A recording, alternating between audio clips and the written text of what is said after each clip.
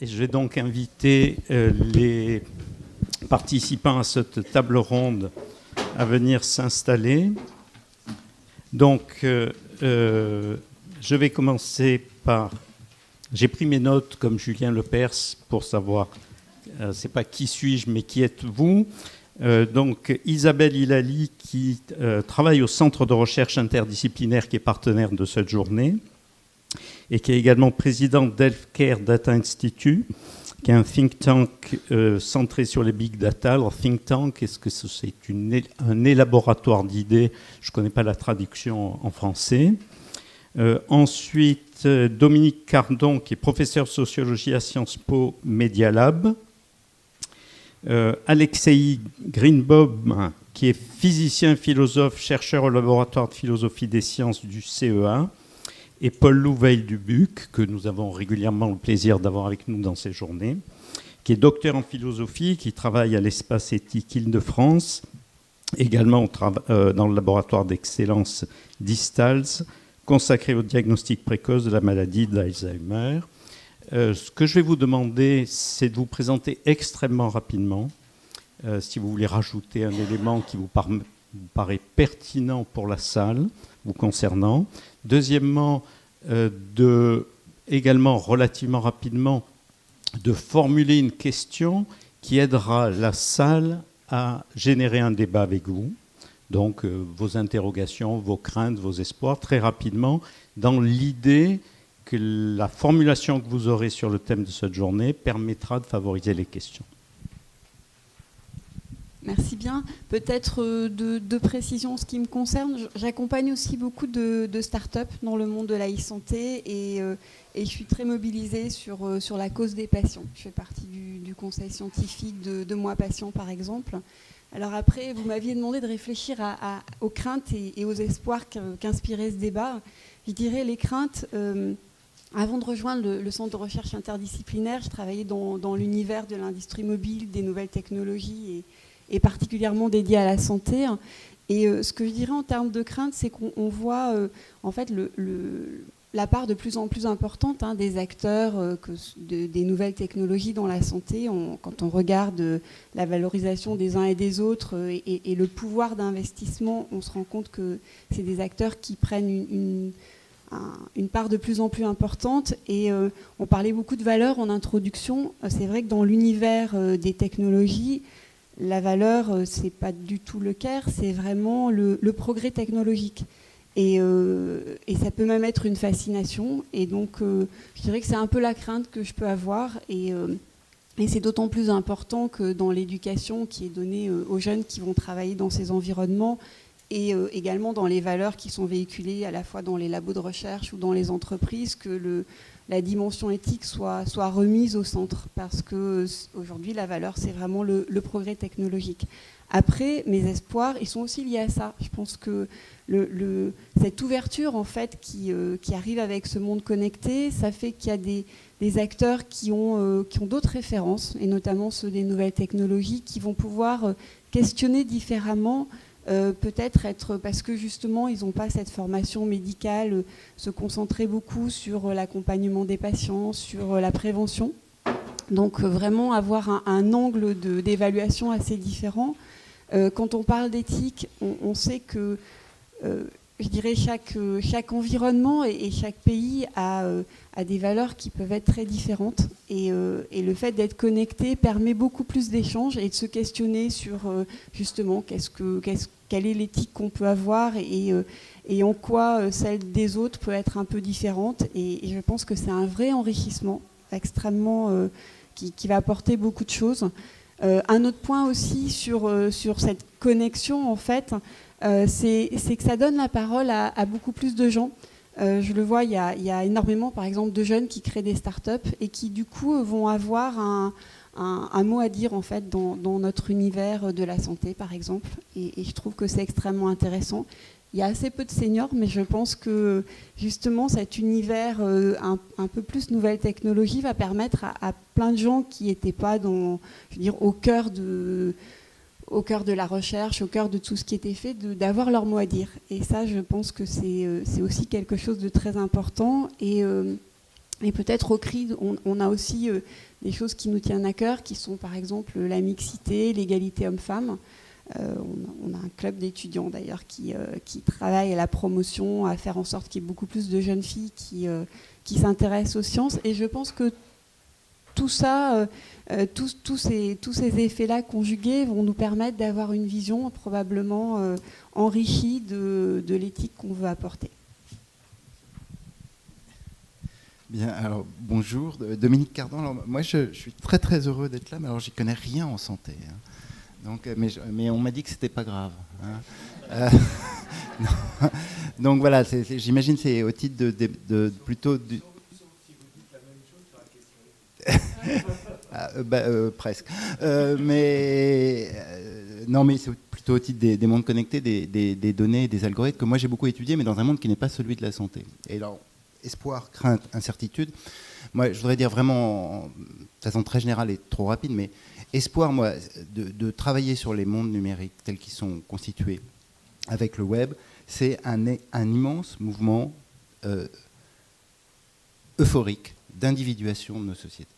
Et que, alors, ça présente, je viendrai sur la crainte, des risques et des difficultés, mais ça présente quand même une richesse incroyable par rapport à la société cadenassée dans laquelle nous vivions précédemment, et qui permet aux individus d'exprimer, de se connecter, de coopérer, d'échanger de toutes les façons possibles et imaginables. Et évidemment, les individus ne font pas comme nous l'imaginions.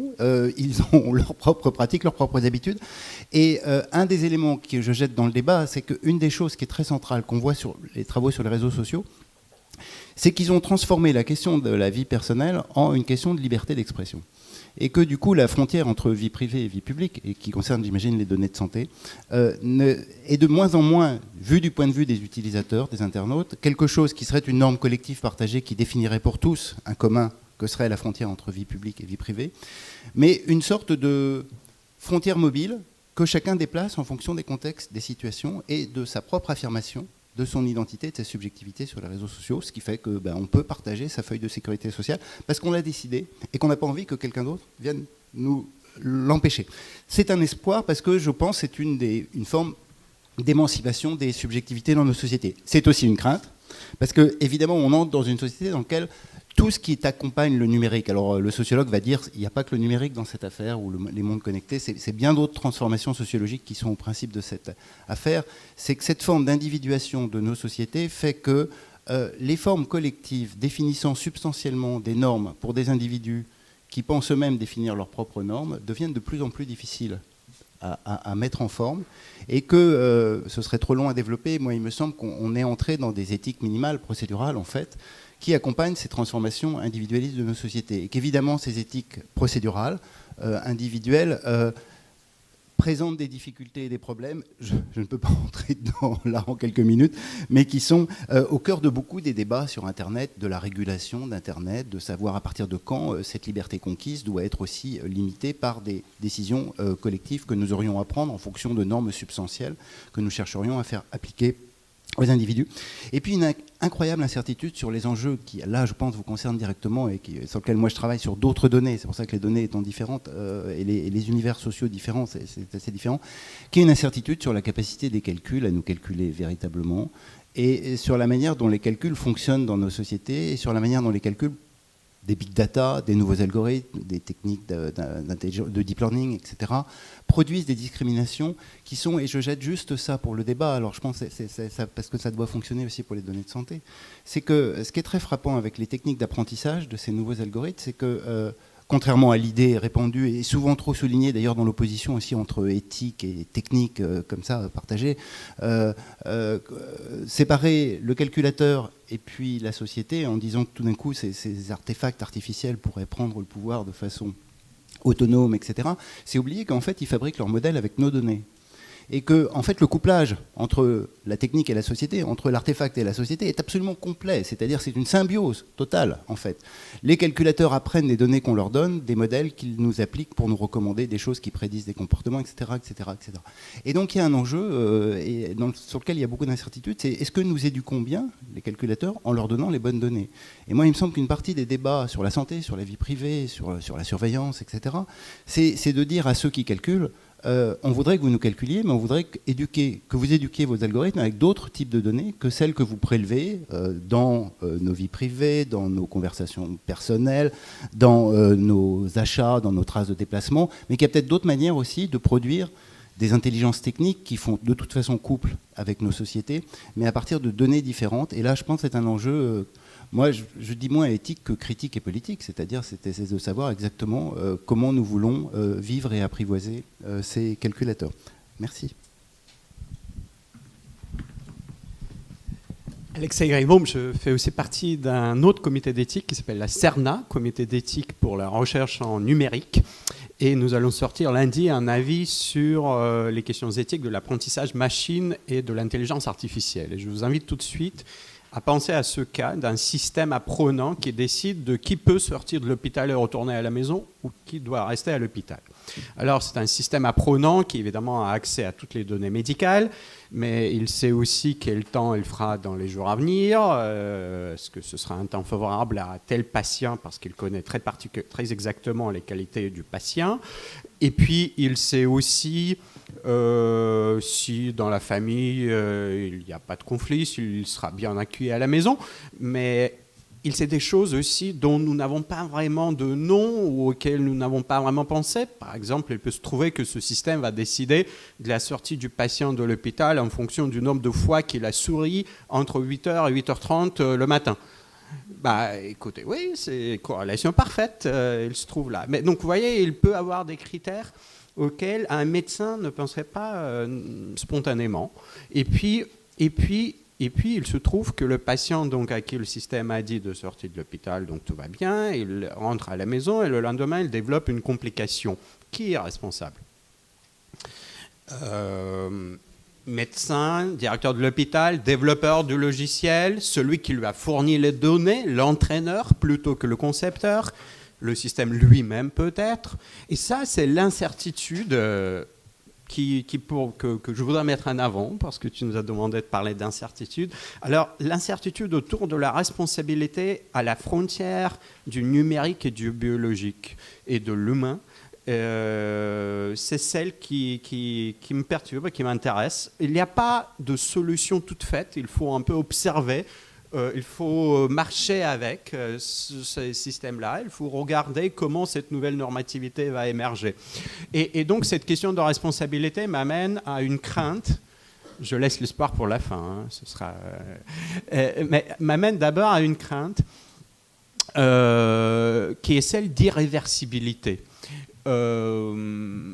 L'exemple que vous connaissez sans doute pour toutes les études sur CRISPR-Cas9 qui avaient déjà été citées ici, c'est celle de Gene Drives. Les Gene Drives sont des instruments qui permettent d'introduire de l'irréversible dans les populations. Alors cette crainte d'irréversibilité dans l'action, elle est très fondamentale en nous. On ne lâche pas encore de moustiques génétiquement modifiés dans les situations réelles parce qu'on ne sait pas ce que ça va faire, mais ce n'est pas seulement à cause de l'incertitude, c'est aussi à cause de l'irréversibilité. Et c'est cette notion d'irréversible qui me semble être au centre des craintes de l'accélération technique, de l'avancement technique, du décalage de vitesse à la jeunesse et de toutes ces choses-là. Et donc, ça, c'est une crainte. Et maintenant quand même, l'espoir. Vous savez, on a déjà prononcé ce mot. Léo a mentionné les post-humains. J'ai une réponse qui peut vous paraître un peu peut-être atypique à l'histoire de l'amélioration ou d'augmentation des qualités et des capacités humaines à l'aide de la technique, qui est une autre question au centre de la réflexion sur la frontière entre la médecine et le numérique, ou entre la santé et le numérique. Et moi, je n'ai pas du tout de crainte de transformation, d'augmentation du corps biologique de l'homme, à une condition près. Et cette condition, je lui donne d'abord un nom métaphorique, c'est qu'il n'y ait pas de changement de calendrier pour le post-humain. Qu'est-ce que cela veut dire? Cela veut dire que ce post-humain, enfin cet homme augmenté, l'homme qui mettra des technologies peut-être en symbiose avec les systèmes biologiques de son corps, dont peut-être le corps ne sera pas défini par le corps circonscrit et biologique, toutes ces choses ne me font pas du tout peur à condition que cet homme se reconnaisse, ce post-humain se reconnaisse dans la continuité de l'histoire humaine. Qu'il se reconnaisse, ce n'est pas à nous de le dire, c'est à lui de le dire, dans la continuité de l'histoire humaine. Et donc qu'il n'y ait pas de nouveau calendrier, qu'il n'y ait pas de nouvelle époque, que l'avenir ne commence pas en 2040. Et finalement, je pense que c'est un espoir. C'est un espoir parce que le problème n'est pas dans l'accélération technique. Le problème n'est pas dans l'introduction des nouvelles technologies dans le monde biomédical, mais le problème est un problème humain et historique de la reconnaissance dans la continuité. Et c'est un problème qui est gérable à travers la réflexion, beaucoup plus qu'un problème technique ne le soit. Donc ça, c'est du coup un espoir et pas une crainte. Bonjour à tous, je suis Paul Louveil-Dubuc et travaille à l'Espace Éthique Île-de-France et dans le laboratoire d'excellence d'Istals. Alors moi, mon inquiétude, ce serait plutôt la question qui est posée, c'est-à-dire comment pratiquer l'éthique biomédicale dans un monde connecté. Qui m'a un peu désarçonné, cette question. Et ce que je me suis demandé, c'est pourquoi pratiquerait-on l'éthique autrement? Je ne sais pas si on m'entend bien. Comment pratiquerait-on l'éthique autrement et pourquoi aurions-nous besoin d'une éthique médicale nouvelle? Et en fait, je crois que la réponse est dans la question posée. C'est-à-dire que nous présupposons que nous sommes dans un nouveau monde, un monde dit connecté, et que, évidemment, ce monde dit connecté aurait besoin d'une nouvelle éthique, l'éthique biomédicale. Et je voudrais revenir à la notion de monde rapidement développée par Hannah Arendt. Le monde, c'est un artifice, l'artifice humain créé par les hommes pour se faire une culture, pour habiter la nature. Alors, par analogie, le monde connecté devrait vouloir dire que ce n'est plus la transformation de la matière en œuvre, hein, pour reprendre encore une fois le lexique de Hannah Arendt, qui constituerait le monde, mais des données. Les données seraient constitutives du monde et pourraient permettre de construire des réalités nouvelles. Alors par les données, nous pourrions construire de nouvelles identités, nous pourrions construire de nouvelles connaissances et nous pourrions construire une nouvelle société par la création de liens sociaux. Et il me semble qu'une question éthique, une inquiétude éthique fondamentale à avoir, avant de se demander quelle éthique correspondrait à ce nouveau monde, c'est la question de savoir si ce monde existe vraiment. Est-ce que le monde connecté existe?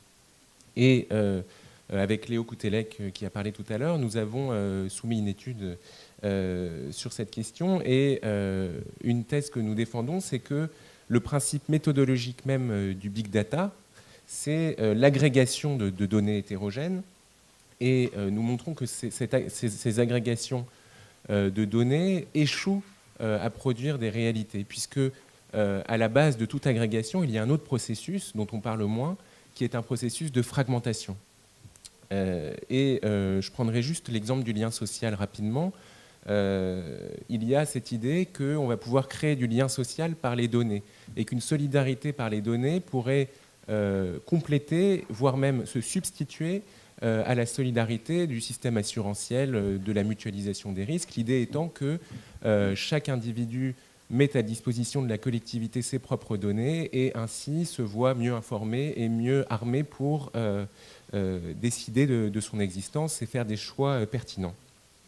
L'idée n'est pas de dire ici que cette solidarité par les données est insuffisante, mais simplement que ce n'est pas une solidarité. Ce n'est pas une solidarité. Les données jamais ne créent de lien social.